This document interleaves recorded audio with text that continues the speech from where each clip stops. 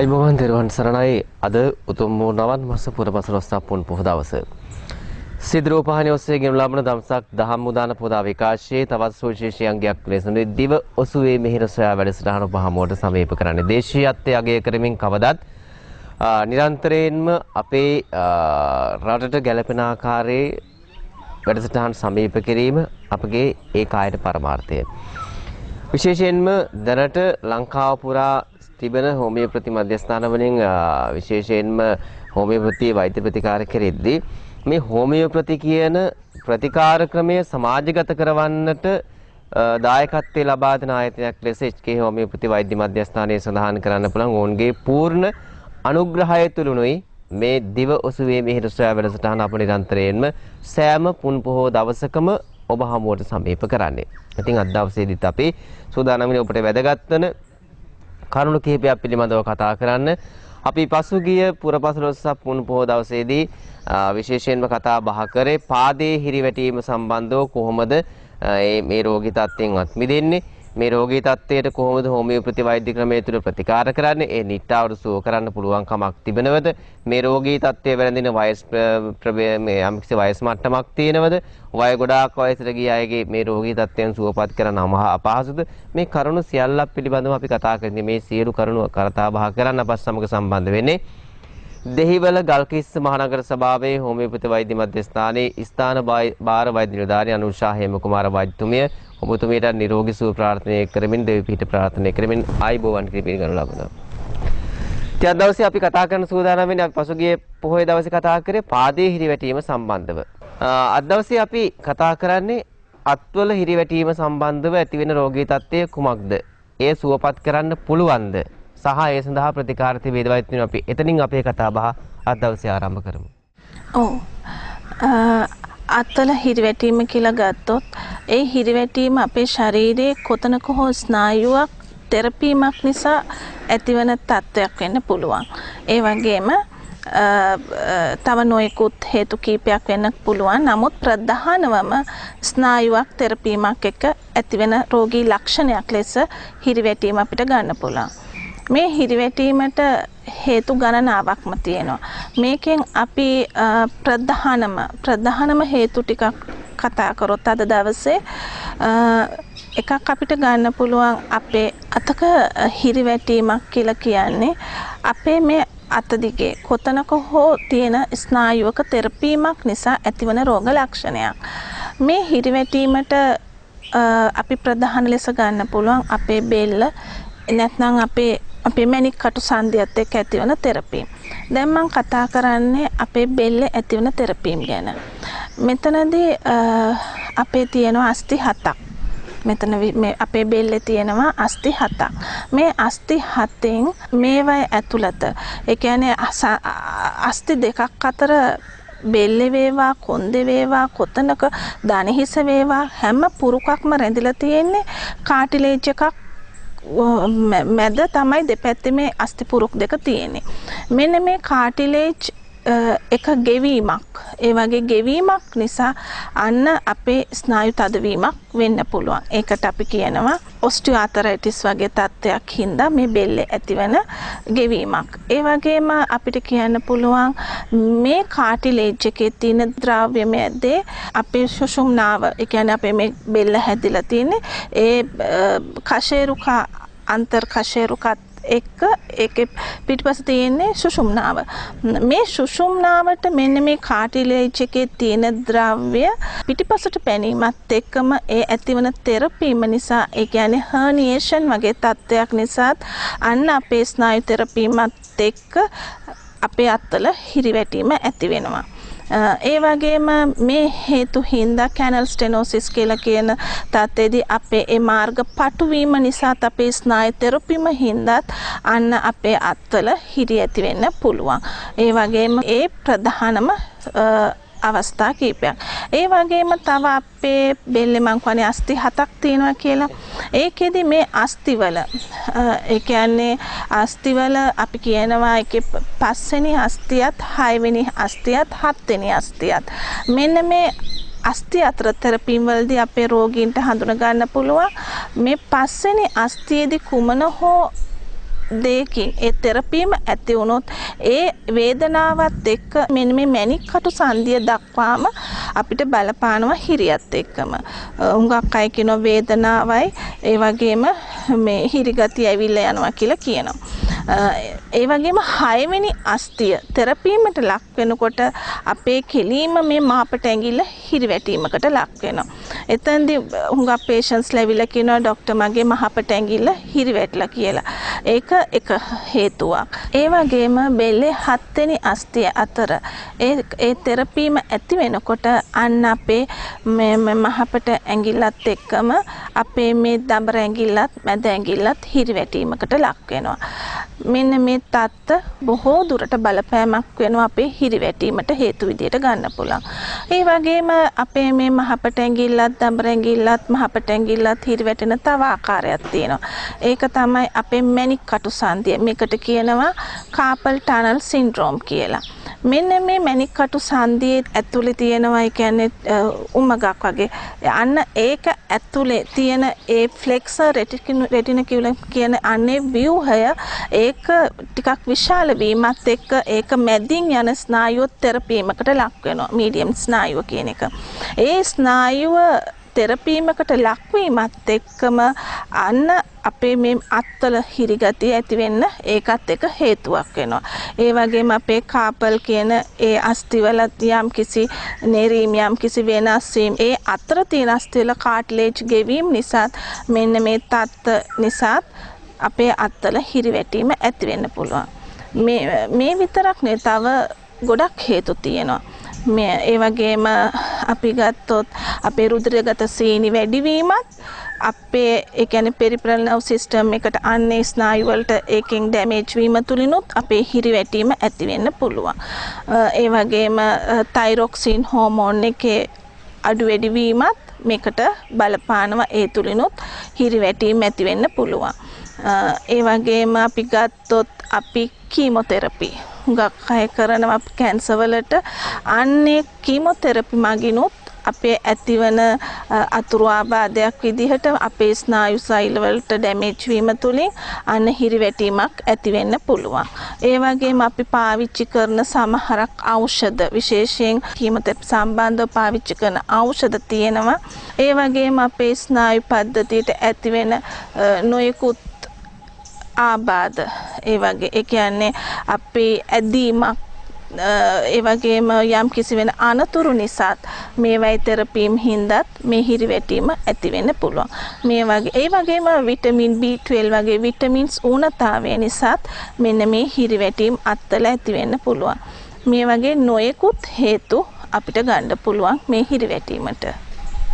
අද දවසේ අපි කතා බහ කරන්නේ විශේෂයෙන්ම දිවෝසුවේ මිහිරසොයා වැඩසටහන තුළින් අති හිරිවැටීම ඇතිවන තත්ත්වයේ ඇතිවන්නේ කොහොමද 30 ප්‍රතිකාර තිබේද මේ හිරිවැටීම වලට ප්‍රතිකාර කරලා සුවපත් කරන්න පුළුවන්ද කියන මේ කරුණු කතා බහ කරන්නේ වෛද්‍ය අනුශාහි මුඛාර වෛද්‍යතුමිය සමග විශේෂයෙන්ම වෛද්‍යතුමා අතුරු ප්‍රශ්නයක් විදිහට මේ ඔබතුමා විසඳන්නේ මේ පෙරවද විමසන්නේ මෙම රෝගී තත්ත්වය බහුල ලෙස දකින්න ලැබෙන්නේ කාන්තා පාර්ශවයට විශේෂයෙන් මෙහි රෝගී තත්ත්වය උස්සන්න වන අවස්ථාවක් හැටියට දකින්න පුළුවන් උදෑසන කාලය තුළ මේකට යම්කිසි හේතුවක් තියෙනවද ඒ කියන්නේ විශේෂ හේතුවක් ඔව් අපේ ඒ කියන්නේ පාන්දර හුඟක් අය ඇවිල්ලා කියනවා මට ඒ කියන්නේ රෑ නිින්දෙන් පාන්දර වේදනාව වැඩි වුණා ඒ වගේ ඒ මොකද ස්නායු උද්දීපනය වෙනවා ස්නායු වල ඒ කියන්නේ උද්දීපනයක් ක්‍රියාකාරීත්වය වැඩිකමක් ඇති කරනවා අපේ පාන්දර උදෑසන ඒකත් එක්ක වේදනාව වැඩි ගතියක් එනවා තෙරපීම් හින්දා අන්න එතකොට ඒ වගේම හිරිවැටීම ඒකත් එක්කම වැඩි ගතියක් දැනෙනවා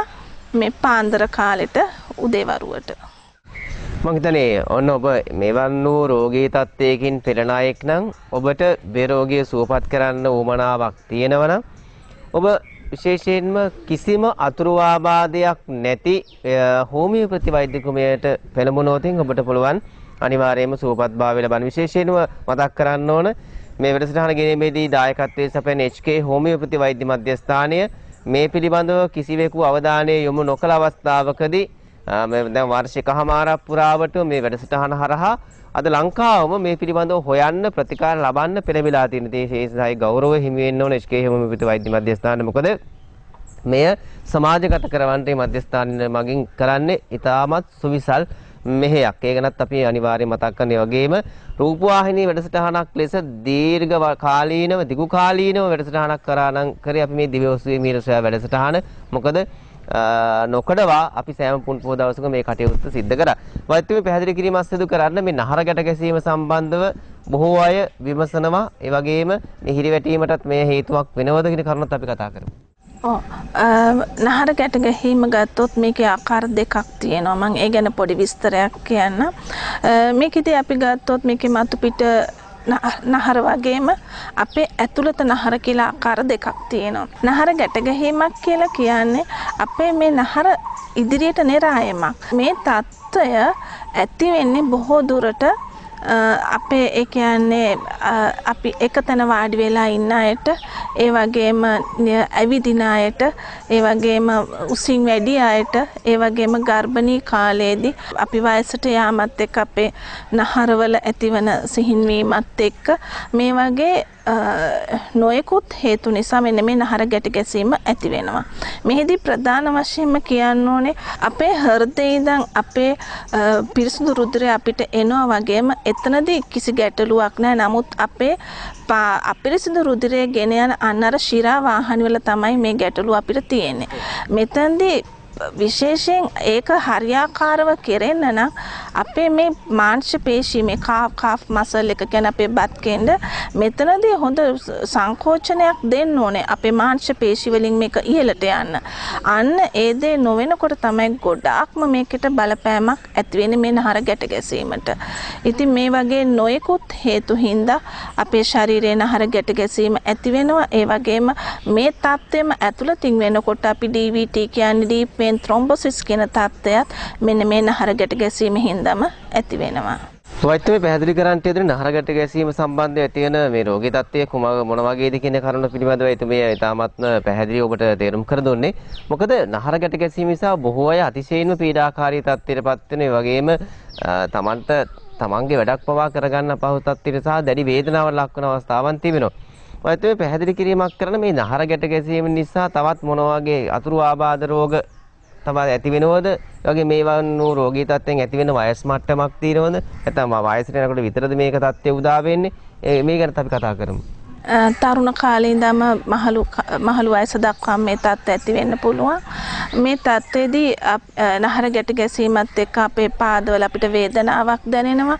ඒ වගේම පාද අව පැහැයකට කළු ඒ කියන්නේ අව පැහැයකට ලක් වෙනවා. ඒ වගේම වෙරිකෝස් අල්ස කියලා ඒ කියන්නේ තුවාල තත්ත්වවල වලට ඇති වෙන්න පුළුවන්. මේක දිගින් දිගට තිබ්බොත් යම්කිසි අවස්ථාවකදී යම්කිසි හේතු මත ඇතිවන විස බීජ ආසාදන නිසා සෙලියුලයිටිස් වැනි තත්ත්වවලටත් මේක ඇති වෙන්න පුළුවන් මේ තත්ත්ව. ඒ වගේම මං කිව්වා DVT ඒ කියන්නේ deep vein thrombosis ඒ කියන්නේ ඇතුළත ලේ කැටි හිරවීම නිසා මේ නහරවල වල යම් අවස්ථාවක මාරාන්තික තත්ත්වවලට පවා මේ නහර ගැට ගැසීම වෙන්න පුළුවන්. මම හිතන්නේ වෛද්‍යතුමී පැහැදිලි කර යන්නේ ඒකයි. ඔබ මේ රෝගී තත්ත්වය හඳුනාගත් විගස ප්‍රතිකාර කරවතින් ඔබට පුළුවන් ඒකත් මෙදෙන්න. වෛද්‍යතුමනි මේ කෙටි ප්‍රශ්නයක් ඔබතුමී විසන්න මේ විශේෂයෙන්ම බටහිර වෛද්‍ය විද්‍යාව තුළ නම් ශල්‍ය කර්මයකට භාජනය කරන්න ඕන. හෝමියෝපති වෛද්‍ය ක්‍රමය තුලින් එසේ නොකර සුවපත් කරන්න පුළුවන්ද? අනිවාර්යයෙන්ම පුළුවන්. සම්පූර්ණයෙන්ම සුව කරන්න පුළුවන්. මෙතනදී නහර ගැට ගැසීමේදී තව මං කියන්න ඕනේ අපේ නහරවල තියෙන කපාටවල තියෙන වෙනස් වීම් බලපානවා. ද හෝමියෝපති වෛද්‍ය ප්‍රතිකාර ක්‍රමය තුලින් අපි දෙන ප්‍රතිකාර වලින් කරන්නේ අන්නර අසමතුලිත වෙච්ච තැන් සමතුලිතතාවයට පත් කරන්න අපේ ඖෂධ ක්‍රියා කරනවා. ඒ වගේම හොඳ රුධිර ගමනාගමනයක් ශරීරය පුරා ඇති කරන තත්ත්වයට. මෙන්න මේ හේතු නිසා නහර ගැට ලිහිල් වෙලා ඒවයි තියෙන අපි කිමුලේ කැටි හිර වෙලා තියෙනවා නම් අන්නේ තත්ත්ව ලිහිල් වෙලා ගිහිල්ලා හොඳ රුධිර සංසරණයක් එක්ක අර සම්පූර්ණම නිරෝගීකම කකුලේ පැහැපත් භාවයේ තුවාල වේලෙන්නේ නැතුව තිනුනන් තුවාල වල මේ හැම දෙයක්ම හොඳ තත්ත්වයට හැරිලා සම්පූර්ණ සුව කරගන්න පුළුවන් මේ ප්‍රතිකාර ක්‍රමය තුලින්. මම හිතන්නේ ඉතින් ඔබට වැදගත් පණිවිඩයක් දුන්නේ. ඉතින් දුරකථන අංක සටහන් කරගන්න හෝමියෝපති වෛද්‍ය මධ්‍යස්ථාන කතා කරලා විශේෂයෙන් වෛද්‍යතුමින් අවශ්‍ය කරන තොරතුරු ඔබ ලබා ගන්න පුළුවන්. මොකද අය නිරන්තරයෙන්ම මේ කටයුත්ත සිදු කරන්නේ බොහොමත්ම මහත් සදහැ බවින් යුක්තව. අය ඊටමත් රෝගීන් පිළිබඳව මහත් වූ කරුණාවෙන් යුක්තව. ඉතින් ඒ නිසා ඔබට පුළුවන් අනිවාර්යෙන් එතුමියකින් අවශ්‍ය කරන සියලුම තොරතුරු දුරකථන අංක සටහන් කරන කතා කරලා අවශ්‍ය කරන තොරතුරු ලබා ගන්න. මොකද එතුමිය ප්‍රතිකාර කරන්නේ මේ ආතරයිටිස් රෝගය සඳහා පමණක් නොවේ. සර්වාංග රෝග සඳහාම හෝමියෝපති වෛද්‍ය ක්‍රමය තුළ ප්‍රතිකාර තිබෙනවා. විශේෂයෙන් වීස් එක, ඒ වගේම හන්දිපත්වල ඇතිවන වේදනාකාරී තත්ත්වයන්, ඒ වගේම විශේෂයෙන්ම සෙමට ඇතුළු මේ වගේ මාංශභාග රෝගීන් වගේ තත්ත්වයකට පත් වෙන බොහෝ අය, ඒ වගේ පාද ඇද ගැසෙනු අය ඇතුළු, ඒ වගේම විශේෂයෙන්ම එතුමිය ඇත්තම කිව්වොත් ප්‍රතිකාර නොකරන රෝගයක් නැහැ. ඉතින් හෝමියෝපති වෛද්‍ය ක්‍රමය ඒ තරම්ම ප්‍රබලයි. වෛද්‍යතුමනි, අවසාන වශයෙන් මේ රටේ අයට මොන වගේ පණිවිඩයක් දෙන්නේ මේ හෝමියෝපති වෛද්‍ය ක්‍රමයේ සම්බන්ධව? හුඟක් මා ළඟ ඒ කියන්නේ මා ළඟට ප්‍රතිකාර ගන්න එන්නේ හුඟක් වයසක අය. අවුරුදු 60 70 80 80 අම්මලා ගොඩක් එනවා. මේ අය ජීවිතේ කලකිරලා එන්නේ ඒ කියන්නේ අත්පය හිරිවැටලා බැලන්ස් නැහැ මේ බෙල්ල තත්ත්වෙ හින්දා සමහරක් අයගේ දැන් ඒ වගේ අපි දෙන ප්‍රතිකාර වලින් ඒවා යථා තත්ත්වයටපත් වීමත් එක්ක මොකද හෝමියෝපති ප්‍රතිකාර කියලා කියන්නේ රෝගේ මුලට ගිහිල්ලා ඒ මුල සම්පූර්ණයෙන් නැති කරන එක. කිසිම කෙනෙකුට වේදනාවට බෙහෙත් දෙන්නේ නැහැ. ඒ පාලනයක් නෙවෙයි කරන්නේ. ඒකේ මුල යථා තත්ත්වයට රෝගෙට හේතු වෙච්ච ඒ අසමතුලිත වෙච්ච හේතුව නැවත යථා තත්ත්වයට සැකසීමත් එක්ක අන්නර සමතුලිතතාවයට පත් වීමත් එක්ක රෝගේ සම්පූර්ණ සුවය ඒ අයට ලැබෙනවා. බැලන්ස් නැතු වෙන කනේ ආබාධයකින් තොරව බැලන්ස් නැතු වෙන වෙනත් හේතු තියෙන අම්මලාගේ වයසක අයගේ අපි දෙන ප්‍රතිකාර තුලින් ඒ අයල හොඳට කෙලින් ඇවිදිනවා. මේ ඒ වගේම පාද ඇද ගැහිලා එන අම්මලා පාද ඇද ගැහිම ක්‍රමයෙන් නැතුව යනවා අපේ ප්‍රතිකාර තුලින්. වේදනාව සම්පූර්ණයෙන්ම එයාලගේ ඉවසීමෙන් ප්‍රතිකාර කරන් යනකොට මාසය දෙක යනකොට දරුණුවට එන අම්මලාගේ වේදනාව නැහැ අපේ ප්‍රතිකාර තුලින්. ඒ මොකද ඇතුළත සුවය ඇතිවීමත් එක්කම ඒ රෝග ලක්ෂණ වේදනාව කියනව නැතිව යනවා. ඉතින් මේ වගේ වයසක අම්මලා තාත්තලා අපේ ප්‍රතිකාර තුලින් එයාලා ජීවිතේ කලකිරිලා එන අයට නැවත සතුට ඒ කියන්නේ එයාලට නිරෝගීකම නැවත අර මං කියන්නේ හැම කෙනෙකුට තරුණකම ලැබෙනවා කියලා මේ ප්‍රතිකාර ක්‍රමය තුලින් ඒගොල්ලෝ සම්පූර්ණ සුවය මේ තුලින් අත්දකිනවා. ඒ වගේම අත් විඳිනවා. ඒක අපි මං ළඟට එන රෝගීන් මේ නරඹනකොට ඒගොල්ලෝ දකිනවා ඇති. ඒගොල්ලන්ට දැනෙනවා ඇති අනේ අපි මෙච්චර සුව වුණා නේද කියලා. ඒක සත්‍යයක්. මොකද කිසිම අතුරු ආබාධයක් නැතුව සෑම වයසක කෙනෙකුටම වුණත් තමන් හිරිගතිය ඒ වගේම ආතරයිටිස් තත්ත්ව ඒ වගේම වේදනාකාරී තත්ත්ව බැලන්ස් නැති ගතිය ඒ වගේම ඒගොල්ලොන්ට එන කුමන රෝගී තත්ත්වයක් වුණත් සම්පූර්ණයෙන්ම සුව කරගන්න පුළුවන් මේ හෝමියෝපති වෛද්‍ය ප්‍රතිකාර ක්‍රමය තුලින්. හෝමියෝපති වෛද්‍ය විද්‍යාව කියන්නේ මොන වගේ දෙයක්ද කියන උඩ තේරුම් ගන්න පුළුවන් නිසා සර්වාංග රෝග සඳහා ප්‍රතිකාර කරන විශේෂයෙන්ම ආතරයිටිස් රෝගය ඒ වගේම හතේ හිරිවැටීම පාදවල හිරිවැටීම ඒ වගේම විශේෂයෙන්ම හතිය ඇතුළු මේ රෝග සඳහා ප්‍රතිකාර කරන්න ඉතාමත්ම හැකියාවක් තිබෙන වෛද්‍යවරයෙක් හැටියට තමයි වෛද්‍ය අනුශාහේම කුමාර වෛද්‍යතුමිය සඳහන් කරන්න පුළුවන්කමක් තිබෙන්නේ. මේ වැඩසටහන අපි වසර එකහමාරක් පුරාවටම මේ කටයුත්ත අපි නිරන්තරයෙන්ම සිද්ධ කරනවා. ඒ නිසා අපි ඒ කරුණ මේ මොහොතේදී මතක් කරන්න ඕනේ විශේෂයෙන්ම ඔබට අවබෝධ කරගන්න පුළුවන් වැඩසටහනින් පසුව බලන්න මේ ප්‍රතිකාර අරගෙන සුවපත් වුණු බොහෝ අය වෛද්‍යතුමියට ප්‍රශංසා කරන්නේ බොහොමත්ම හදවතින් යුක්තව. මොකද ඒ කටයුත්ත අනිවාර්යයෙන්ම ඒතෝන් කරන්නේ මේ හෝමියෝපති වෛද්‍ය ක්‍රමය තවදුරටත් සමාජගත කරවන්නට දායකත්වයක් ලබා දීමක් වශයෙන්. එහෙමනම් ඉතින් තිරේ දිස්සන දුරකථන අංක සටහන් කරගෙන වෛද්‍යතුමියට කතා කරන්න, කතා කළ අවශ්‍ය කරන තොරතුරු දීම ලබා ගන්න. අපි මේ වැඩසටහන නිරන්තරයෙන්ම සුපුරුදු පරිදි සෑම්පුන් පොහෝ දිනකම වස්ත්‍ර 6ට බහමුවට ගෙන එන්නේ මේ HK හෝමියෝපති වෛද්‍ය මධ්‍යස්ථානයේ නොමද සහයෝගය මත. ඉතින් ඒක නම් මතක් කරගෙන අද දවසේදී මේ කටයුත්තට කොතකොත් රාජකාරී මධ්‍යම සම්බන්ධ වුණු වෛද්‍ය අනුශාහේම කුමාර මහත්මියට අපගේ කෘතවේදීත්වය සහ එතුමියට දෙවි පිට ප්‍රාර්ථනා කරන තවදුරටත් මේ කටයුතු කරන ඔබතුමියට ශක්තිය හා ධෛර්යය ලැබේවා කියලා මේ මොහොතේ ප්‍රාර්ථනා කරනවා. එහෙමනම් අපි එළඹෙන පුන් පොහොය දවසේදී දිව ඔසුවේ මිහිර සොයා වැඩසටහන තුළින් හැමෝම ඔබ හැමදෙනාටම තෙරුවන් සරණයි දෙවි පිටයි. මගේ නම කේ විජේසිංහ. මට අවුරුදු 83යි වයස. මම මෙතනට එනකොට අවුරුදු 15කට වඩා මම බෙහෙත් කරා මගේ මේ වේදනාවල් වලට කකුල් අමාරු වලට. එකකටවත් මට හොඳ වුණේ නැහැ. අන්තිමට මේ ටීවී එකේ වෛද්‍යතුමියගේ වැඩසටහන දැකලා මම මෙතනට ආවා දැන් මාස 4කට කලින්. මට එතෙක් ඉඳලා මගේ කකුලක නහරයක් තිබුණ අමාරුවක්. ඔපරේෂන් කරන්න කිව්වා වයස වැඩි ඉඳ බැහැ කිව්වා. ඊට පස්සේ මේ වෛද්‍යතුමිය මගේ මාස 3ක් ඇතුළේ ඒක හොඳ කරා. හැබැයි හොඳ කරාට වගේම බෙහෙත හොඳට ප්‍රයෝජනට ගත්තා මම. වෙලාවට ඒක ගාලා ඒ වෙලාවට බෙහෙත් දීලා වෙලාවට කෑම වලින් පරිස්සම් වෙලා ඒ විදිහට ප්‍රතිපත්තිය හරියට කරොත් ඉක්මනට ලෙඩේ හොඳ වෙනවා. ඉතින් දැන් මගේ කකුලේ සීතල ගතියක් තිබුණා, රැවිදින්න බැරි ගතියක් තිබුණා. ඒ ඔක්කොම සමතකට දැන්පත් වෙලා තියෙන්නේ. මාස 4යි මේවත් නෑ වේදකම් කරන්න වෙලා. ඉතින් වෛද්‍යතුමීට පින් දෙන්න ඕන මේ වගේ ලෙඩ හොඳ වෙනවට. මේ වගේ ලෙඩ තියෙන අය මෙතනට ඇවිල්ලා මේ ප්‍රතිකාර කරගෙන මේ විදිහට බෙහෙත් මේ කරගෙන හොඳ කරගන්න කියලා මම කාගෙනුත් ඉල්ලා හිටිනවා. මම ජයවර්ධනපුර හොස්පිටල් එකේ වැඩ කරන්නේ. මට පාකිස්ටන් කියන රෝගේ සෑදිලා තිබ්බේ. දැන් අවුරුදු 1කමාරක් විතර එනවා. මම රට ගිහිල්ලා ඉන්නකොට මට පත්තර කොලයක්වත් බිම තියෙන ඇඳ ගන්න බැරුව හිටියේ. ඊට පස්සේ මම සියත ටීවී එකේ දැක්ක මේ වැඩසටහන පාකිස්ටන් හොඳ කරනවා කියලා. ඊට පස්සේ මම හෝමියෝපති ප්‍රතිකර්මය කරන්න ගත්තා. දැන් මට සෑහෙන්න හොඳයි. මේ රෝගේ තියෙන ලෙඩ 7ක් විතර. කට පැත්තට යන එකක්, ඇස් පිල්ලන් නොගහන එකක්, ඇවිදින්න බෑ රොබෝ කෙනෙක් වගේ යන්නේ, සෙම දාන එකක්. දැන් මට හෝමියෝපති බෙහෙතෙන් ලෙඩ දුක් 3 කාලක් විතරයි සනීපයි. තව පොඩ්ඩක් තියෙනවා මේ දකුණු අතේ පොඩි වේලිල්ලක්.